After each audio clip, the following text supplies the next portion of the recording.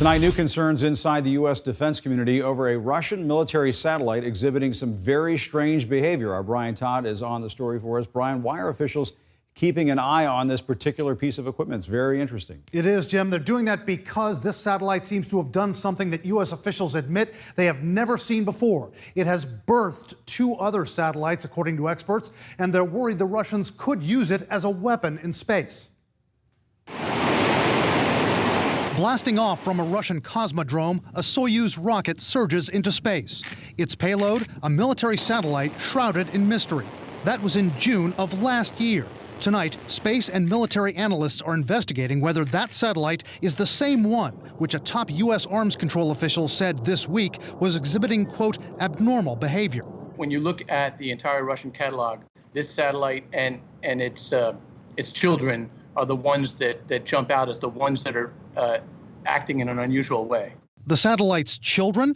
Experts at the firm Analytical Graphics, who've analyzed this satellite, believe the larger Russian satellite, quote, birthed a smaller satellite a couple of months later.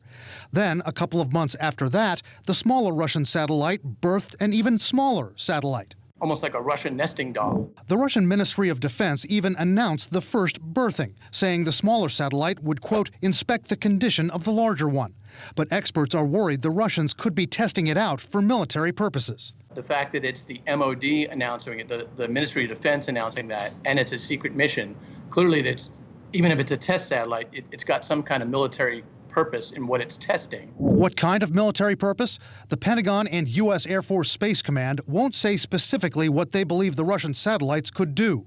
But tonight, a U.S. military official tells CNN the Russians and other adversaries have turned space into a, quote, war-fighting domain. You could see the evolution of that technology in that a single satellite could then sort of give birth to multiple smaller satellites, which would principally be potentially kinetic weapons. Of course, we're thinking later on to the future. This possible threat is one reason why the Trump administration has been pushing so hard for a so-called Space Force.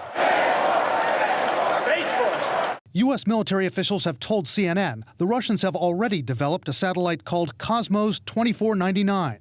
They've nicknamed it Kamikaze because they say it could at some point have the capability to go on the attack and slam into American satellites.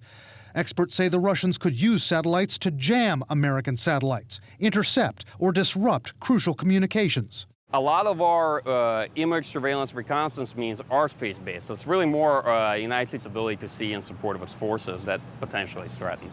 The Russians are flatly denying the U.S. assertion that they're trying to weaponize satellites. Ничего нового мы не услышали. The same unfounded, slanderous accusations based on suspicions, on suppositions, and so on and so forth.